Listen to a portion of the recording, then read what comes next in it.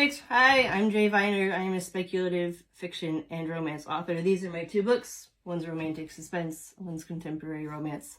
But today we are finishing the conversation on Shadow and Bone and Reading Like a Writer. So far we have broken down all the particular parts of the book and also thought about the questions that drive those sections of the book into the next ones. So what does this all mean and how can you use it? The first thing, I would hope, is that when you are reading epic fantasy or any book, that you start to think about how the author has done these things. So the very basic structure of the questions is that we used to write books, or suspense novels are also still written like this, where every chapter ends with some kind of cliffhanger, right? And those are the literal questions that drive the narrative. But you can be a lot more nuanced than that. And I think that this book is also pretty nuanced in that it asks emotional questions. And that's one of the reasons it's been so successful, that we are really invested in Alina's journey. And each section of the book asks us a question about her journey that kind of leads us into the next one. And they're almost micro stories in terms of, well, if you wanted to amplify them, each could be a book on its own. But they're all contained in one because the overall story of this book is about Alina becoming the Sun Summoner.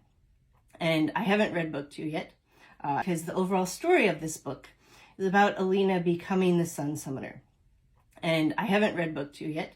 I'm going to read it before I see season 2 of the show, whatever. But I'm going to assume that as we go forward in this universe, she is now using what she's learned, and she is an active, aggressive fighter in some sense against the darkness. So then we have a pretty traditional good versus evil, light versus dark thing happening with the rest of the series. But this book is not so obvious, and darkness and light do not have such obvious connotations until we understand that the Darkling is not such a great person, because he acts like he could have good intentions.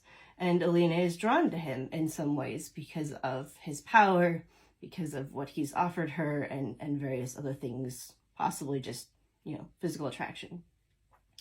But we would call this book a coming of age in the YA sense, in that we start with the character who's in one place and is growing into what we have been taught she's going to be, or the role she's going to play. She's a chosen one. She has special things that nobody else has, but she doesn't know that at the beginning of this novel, and she does at the end. And, with great power comes great responsibility, etc., etc. When you are writing, it is important to know what kind of story you're writing. And so I can call this